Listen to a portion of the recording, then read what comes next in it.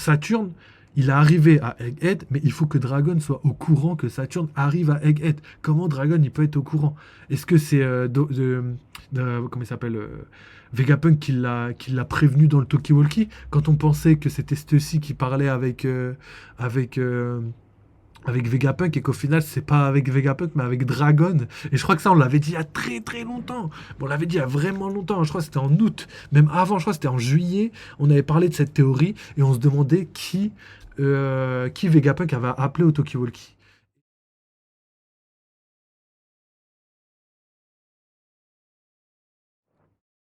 Ok, donc là on va parler un petit peu de ce qui se passait avec Dragon, tout ça. On va commencer par Dragon. Donc là on va faire la petite analyse.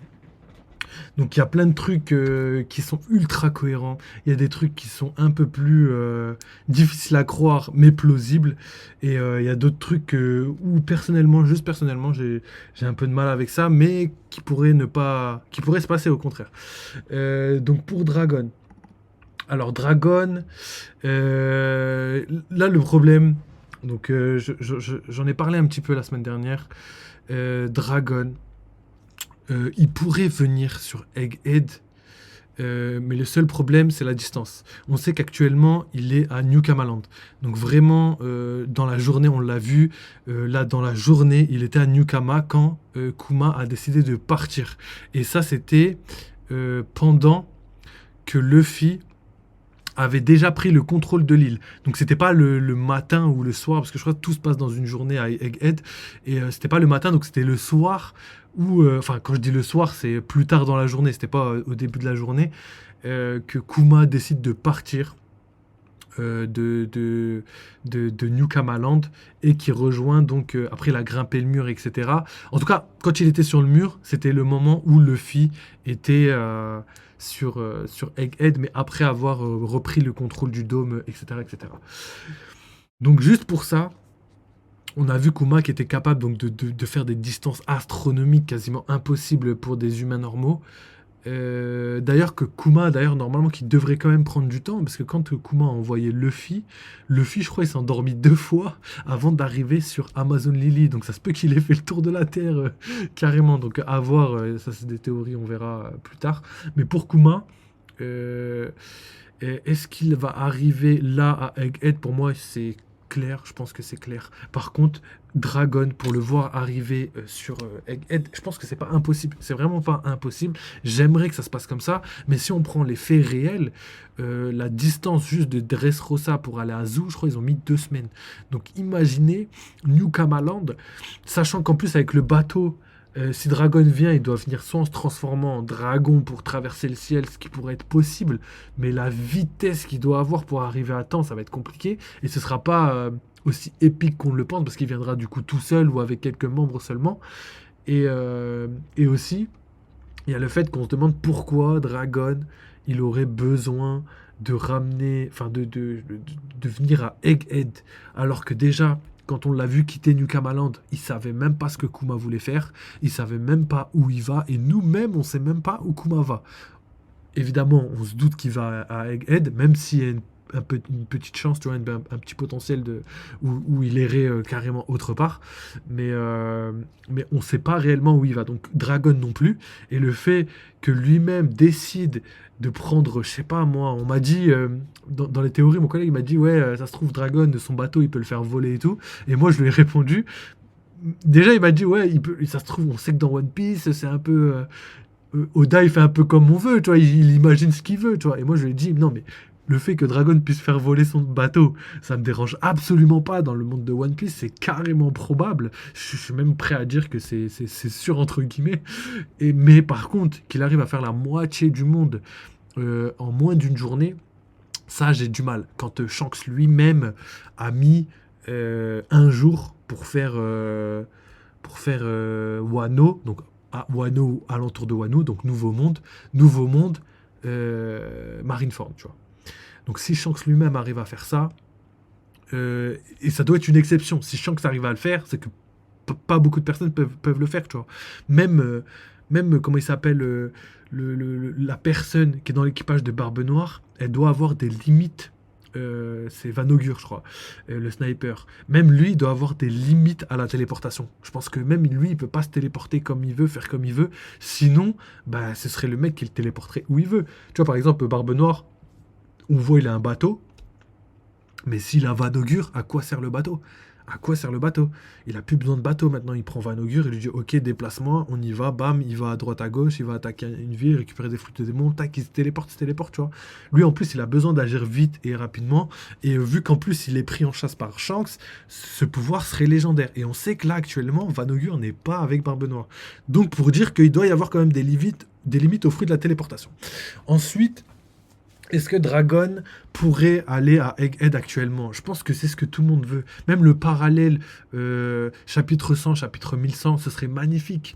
Mais le parallèle pourrait être respecté, mais d'une autre manière. Ça se trouve, c'est dans le flashback qu'on va voir Dragon et que Dragon va se fight contre je sais pas qui dans le flashback. Pour Kuma, par exemple. Pour Kuma, il va se fight contre un dragon céleste enfin, comment on appelle ça, un chevalier divin.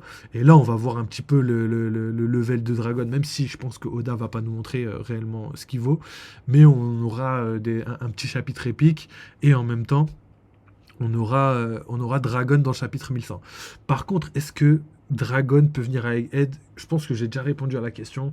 Même si c'est pas impossible, c'est pas ce que je privilégie. Ça veut pas dire que je vais avoir raison ou que je suis sûr de moi et que je suis en train de vous dire qu'il va pas venir. C'est juste que pour qu'il vienne à Egghead, il faut énormément de choses. Premièrement, il faut qu'il sache où Kuma va. C'est-à-dire que tant que Kuma n'est pas arrivé à Egghead, comment tu veux que Dragon soit au courant qu'il doit venir à Egghead?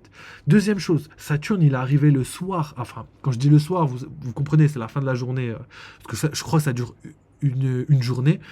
Où 2 jours en mode on est venu à midi et là on a midi le lendemain. Tu vois, en gros 24 heures. 24 heures. Et il faut que Saturne, il est arrivé à Egghead, mais il faut que Dragon soit au courant que Saturne arrive à Egghead. Comment Dragon, il peut être au courant? Est-ce que c'est comment il s'appelle Vegapunk qui l'a prévenu dans le Talkie-Walkie quand on pensait que c'était Stussy qui parlait avec, euh, avec Vegapunk et qu'au final c'est pas avec Vegapunk mais avec Dragon. Et je crois que ça on l'avait dit il y a très très longtemps. Bon, on l'avait dit il y a vraiment longtemps, je crois que c'était en août, même avant, je crois que c'était en juillet, on avait parlé de cette théorie et on se demandait qui Vegapunk avait appelé au Talkie-Walkie. Et après, tout le monde m'a dit que bah, c'est ceci, c'est ceci, c'est ceci. Et quand j'ai regardé les découpages des chapitres, j'ai dit, regardez, ceci, là, elle est actuellement à côté de Lucci. Comment elle aurait pu communiquer avec, euh, avec, euh, avec Vegapunk alors que Lucci est à côté d'elle, tu vois. Et on voyait très bien qu'ils étaient en groupe, qu'ils sont montés sur le dôme.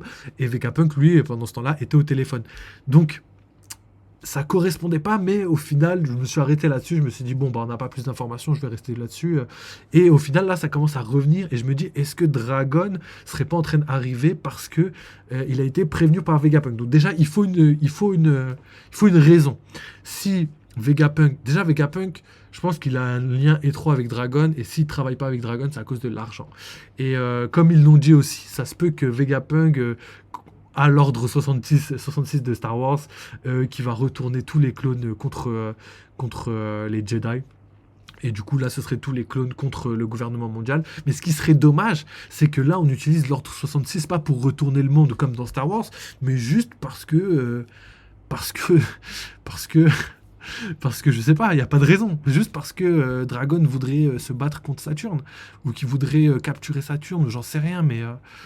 Mais en tout cas, me dire que l'ordre 66, il va juste servir à faire retourner enfin, je veux dire, regardez, les séraphins sont enfermés. Donc là, l'ordre 66, il sert à rien. Les pacifistas, ok, ils sont indestructibles, ils sont légendaires et tout, mais frère, contre un empereur, je crois, ils vont pas faire long feu, les pacifistas. Hein. Pacifistas, ça sert contre peut-être des commandants, des trucs comme ça, mais pas contre des personnes très très puissantes. Du coup, est-ce que l'ordre 66, il serait ultimement nécessaire à ce stade de l'aventure? Je pense que l'ordre 66, si il existe et qu'il va se passer, je pense qu'on va s'en servir, mais à la fin du manga, tu vois. Donc, possible, mais pour moi, personnellement, impossible à Egghead. Possible peut-être dans le futur. Et je pense que peut-être eux, ils disaient la même chose, peut-être qu'ils parlaient du futur. C'est pas ce que j'ai réellement compris, mais on sait pas. Ensuite, Non, non, je crois qu'ils parlaient du présent parce qu'ils ont parlé justement des échelles de niveau d'agrégation pour contrôler les pacifistas. Et vu que là, on est arrivé au top, c'est-à-dire que Saturne dit enfin, à tous les pacifistas, il donne le dernier ordre, donc il contrôle les séraphins et les pacifistas au plus level, que là, maintenant, plus personne peut contrôler les pacifistas. Et qu'au dernier level, il y aurait hypothétiquement Dragon et que Dragon vienne à ce moment-là sur Egghead pour reprendre le contrôle de Egghead grâce à l'ordre 66 comme ils l'ont appelé. Donc peut-être, mais moi pour l'instant je trouve que ce serait un peu dommage de gâcher cet ordre-là maintenant alors que on l'a vu, Dragon, c'est quelqu'un qui réfléchit beaucoup et qui a un but ultime, c'est-à-dire de défaire le gouvernement mondial de leur souveraineté sur l'ensemble du monde. Et là, le lâcher là avant comme ça, juste parce qu'il y a un petit coup de fil de Vegapunk, je sais pas. Mais en tout cas, gardez ça en tête. Le coup de fil de Vegapunk, à qui il l'a donné? Est-ce que c'est ceci peut-être? Est-ce que c'est Dragon peut-être? On sait pas, on verra. Et l'ordre 66 pour là actuellement, je sais pas. Ensuite, on va parler de Dragon et de l'homme à la brûlure. On en a déjà parlé, mais je vais répéter les premiers trucs et je vais rajouter les éléments que j'estime être importants. Donc, premièrement, Dragon, il est connu dans le monde entier. C'est-à-dire que quand tu vois Dragon, qu'il ait une brûlure ou pas une brûlure, tu l'appelles Dragon. À part si Dragon fait partie de la pègre et qu'il a un nom de code, que les gens le connaissent, mais au lieu de la pègre. Comme Joker, toi. Joker, tout le monde, enfin tous les gens de la pègre savaient que Joker c'était Doflamingo, mais pas la marine, tu vois, parce que c'était son nom de code pour éviter de se faire repérer. Et du coup, Joker, là, ce serait la même chose, c'est le même parallèle entre comment il s'appelle, Dragon et l'homme à la brûlure. Donc Dragon, ce serait le nom lambda, bah, son blaze, quoi, le nom connu du monde entier. Mais l'homme à la brûlure serait le nom de code de Dragon pour communiquer avec la pègre. Et il y a un petit point qui me fait penser à ça, c'est que, regardez, déjà, moi, je suis pas trop d'accord avec cette théorie, mais là, j'ai des éléments qui vont dans ce sens. Et après, je vous expliquerai pourquoi, à mon sens, c'est pas trop, enfin, c'est pas ce que je pense personnellement. En plus, regardez qui est au courant de l'existence de l'homme à la brûlure. On a donc Barbe Noire. Barbe Noire, on sait qu'il a parlé. Enfin, l'équipage de Barbe Noire, on sait qu'il parlait de l'homme à la brûlure, donc connaît l'homme à la brûlure, mais ils savent pas exactement c'est qui. Regardez King et Kid. Non, pas King, pardon, mais Kid et Killer. Eux, ils étaient au courant de l'homme à la brûlure, et quand on regarde les vidéos qu'il y avait à Punk Hazard, on a vu l'homme à la brûlure, enfin, pas l'homme à la brûlure, mais on a vu Kid et Killer parler avec les personnes de la pègre. Donc eux étaient en contact avec la pègre. Donc ça, c'est juste pour vous dire ça. Et du coup, l'homme à la brûlure, on se pose énormément de questions sur qui ça peut être, mais du coup, ça semble cohérent le fait que ce soit le nom de code de Dragon pour une utilisation à la pègre. Donc je sais pas pourquoi il est connecté à la pègre, surtout que lui, il doit pas être trop d'accord avec ce type de justice. Lui, je pense que c'est un marine, mais un ultra marine, tu vois. C'est-à-dire que lui, il va pas tolérer... lui, c'est quelqu'un d'insubordonné. C'est de l'insubordination ce qu'il fait. C'est-à-dire que quand il était dans la marine, ça devait être le mec qui devait défendre de bonnes valeurs, qui devait défendre les pauvres, mais qui devait désobéir aux ordres pour défendre ses propres convictions. Et je pense que c'est ça qui fait de lui un hyper marine, entre guillemets. Et du coup, Dragon aujourd'hui c'est plus un marine, mais pour moi il défend toujours ses valeurs de défendre les opprimés, d'être en adéquation avec une justice noble, tu vois, une justice digne. Et du coup, est-ce que aujourd'hui, s'il fait partie de la pègre, est-ce qu'il serait toujours aussi noble et aussi sérieux? Après, on peut faire partie de la pègre et être observateur, c'est-à-dire prendre des informations, espion, etc. Ça, je suis d'accord. Mais après, est-ce qu'il ferait des affaires avec la pègre et tout? Je sais pas du tout. Est-ce qu'il, par exemple, il récolterait des armes avec la pègre en mode tout ce qui est nécessaire, on le fait pour défendre les opprimés, entre guillemets? Je sais pas. En tout cas, tout ce que je sais, c'est qu'il y a beaucoup d'esclaves dans l'armée révolutionnaire. Il y a énormément de personnes qui ont connu les Tenryubito de près ou de loin et aussi qui ont souffert des Tenryubito. Donc eux, ils ont une vision de la justice qui est la plus noble. En fait, pour moi, quelqu'un qui est en bas de l'échelle vraiment le plus bas, c'est celui qui voit le plus les inégalités. Parce qu'en fait, plus que lui-même, il n'y a pas. C'est-à-dire que lui, il est tout en bas et du coup, il voit les inégalités déjà juste au sein du haut du panier et des esclaves. Et du coup, ça lui permet aussi de, même si par exemple ils ont quitté l'esclavagisme et tout, et qu'aujourd'hui ils s'en sortent un petit peu entre guillemets, je pense qu'ils arrivent à voir les inégalités, le racisme un peu de loin, comme les hommes poissons, tu vois, ils sont pas victimes de racisme direct, mais ils sont victimes de racisme par rapport aux Tenryubito, on les demande de rester sous l'eau alors que eux veulent voir le soleil, etc., etc., etc., etc. Donc voilà. Donc déjà juste pour ce côté-là de la partie Dragon, voilà, vous avez quelques éléments qui, entre guillemets, vont dans le sens de la théorie que Dragon serait l'homme à la brûlure, mais moi, personnellement, j'y crois pas. Pourquoi? C'est là où on va en venir, parce que il y a beaucoup de choses. Premièrement, instinctivement, c'est trop bizarre que tout le monde connaît l'homme à la brûlure, enfin, entre guillemets, entend parler de l'homme à la brûlure avec son bateau noir, mais que personne n'ait fait le lien avec Dragon, qui est l'homme le plus recherché du monde, donc l'ennemi numéro un. Donc, je sais pas, moi, si aujourd'hui, t'es connu dans le monde entier, et que t'as un bateau, enfin, je dirais plutôt une voiture sera plus en adéquation avec ce qu'on a. Par exemple, si t'es l'ennemi numéro un, toi, et que t'as une seule voiture, et que ta voiture, elle est noire, et qu'il n'y a pas d'autres voitures noires, et nous, on fait le lien. Pourquoi eux, dans l'univers de One Piece, ne feraient pas le lien? Et on sait qu'Oda est trop habile. Il est trop habile. On l'a vu récemment qu'il était trop habile par rapport à Bonnie, par rapport au passé, par rapport à la cohérence de son œuvre sur le long terme. Il est très très fort. Donc pour moi, tous les petits détails, il fera pas la faute. Il fera pas la faute parce que je pense qu'il ne doit pas être tout seul à gérer ce genre de détails et qu'il doit avoir une grosse équipe derrière pour l'aider à choisir si oui ou non il a raison ou il a pas raison. Du coup, pour moi, juste pour ça, après c'est pas un gros argument, mais juste pour ça déjà, t'es ennemi numéro un, comment on peut t'appeler l'homme à la brûlure alors que t'es pas, entre guillemets, réellement l'homme à la brûlure. Ça, c'est le premier point. Deuxième point, le Rio Poneglyph. Le Red Poneglyph.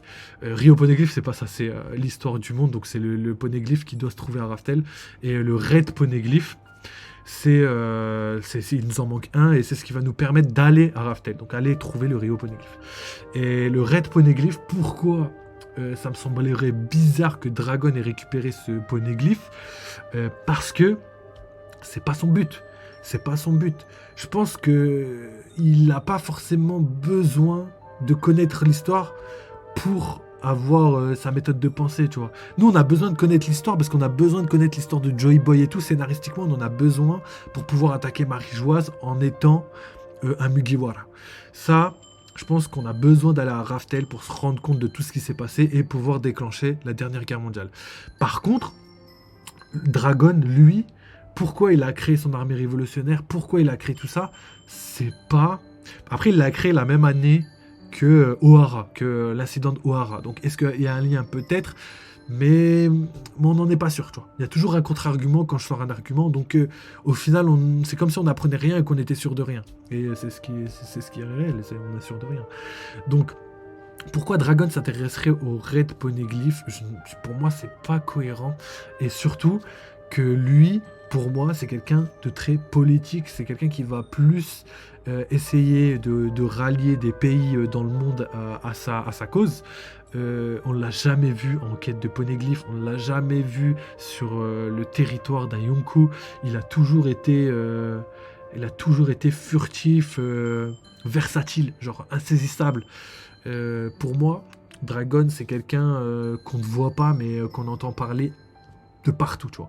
C'est vraiment un fantôme, et lui, son rôle, ça va plus être l'intérêt politique, le contrôle au niveau mondial des pays membres de l'armée révolutionnaire et du coup du gouvernement mondial. Je pense que les deux sont liés.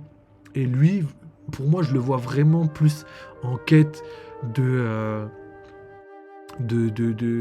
territoire entre moi, mais plus d'alliés. En vrai, il est plus en quête de force pour pouvoir attaquer Marie-Joise, alors que le Red Poneglyph, dans une logique basique, il est sur Grand Line, dans le Nouveau Monde. Pourquoi? Pour l'intérêt scénaristique, c'est-à-dire que Luffy, on peut pas le faire sortir de Grand Line là actuellement, pour une raison simple, vous le savez déjà. On sait que le monde de One Piece, enfin le manga One Piece doit se terminer très rapidement. Il avait dit 3 ans, c'est ce qu'il espérait. Je crois qu'il l'avait dit l'année dernière ou peut-être un peu avant.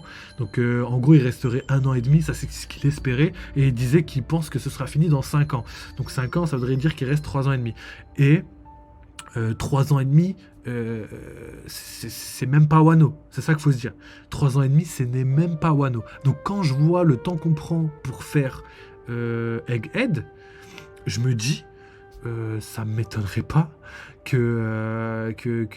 enfin, ça m'étonnerait pas, même j'en suis intimement convaincu, que Luffy ne sortira pas de Grand Line avant d'avoir découvert Raftel. Là, une fois qu'il aura découvert Raftel et tout, il ira sur Raftel et après on engagera le dernier arc du manga, soit la libération du monde. Raftel, le One Piece. Enfin, le One Piece et Raftel, faut les dissocier. On pense que le One Piece va être à Raftel, mais moi personnellement, je pense que le One Piece, il est pas à Raftel et qu'on apprend ce que c'est le One Piece à Raftel. Donc on va aller à Raftel, on va apprendre ce que c'est, on va apprendre l'histoire du siècle oublié, on va apprendre tout ce qui s'est passé par rapport au Oji, par rapport à Nika, Joy Boy, les promesses, tout ce que vous voulez. Et après ça, on va devoir perpétuer donc la mission de Joy Boy et aller donc faire demi-tour après Raftel et récupérer toutes les armes antiques, tous les libérer Wano, ouvrir Wano, etc., etc. Faire tout ça pour ensuite rallier le monde à sa cause et partir en guerre et détruire Redline pour le côté All Blue, pour le côté tout ce que vous voulez, mais voilà. Et du coup